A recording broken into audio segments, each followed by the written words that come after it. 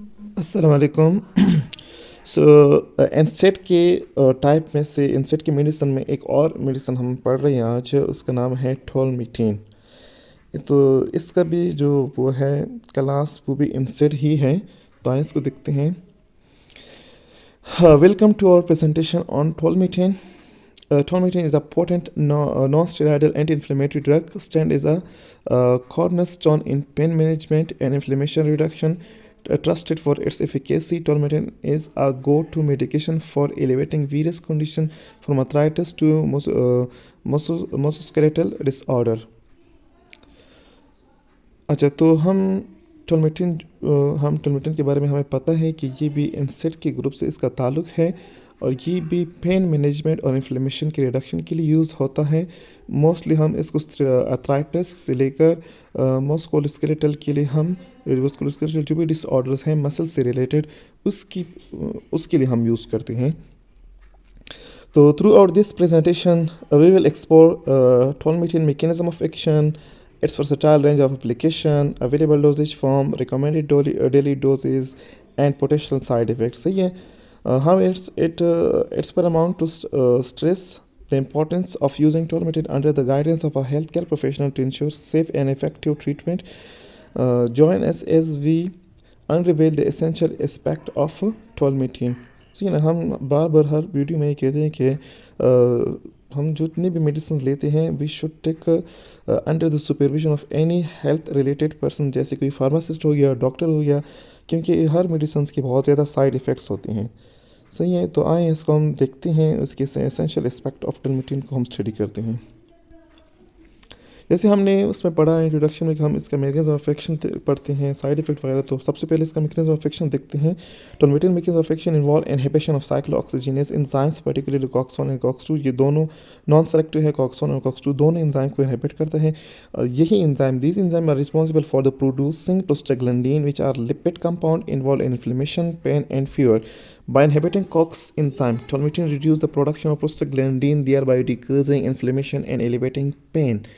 This action helps to relieve symptoms associated with various inflammatory conditions such as arthritis and musculoskeletal disorders. जैसे हमें पता है कि prostaglandin के जो मेन काम है वो बॉडी में पेन और इन्फ्लेमेशन इसी प्रोस्टाग्लैंडिन की वजह से होते हैं। प्रोस्टाग्लैंडिन किस वजह से बनते हैं, कौन सी एंजाइम की वजह से बनते हैं, जो उसका नाम है साइक्लोऑक्सीजिनेज, और इसमें भी 2 टाइप्स है, कॉक्स 1 एंड कॉक्स 2। तो टोलमेटिन जो कॉक्स 1 और कॉक्स 2 दोनों को इनहिबिट करता है, तो जिसकी इनहिबिशन की वजह से प्रोस्टाग्लैंडिन नहीं बनेगी। जब प्रोस्टाग्लैंडिन नहीं बनेगी तो इस तरह हमारी बॉडी में पेन इन्फ्लेमेशन नहीं होगी।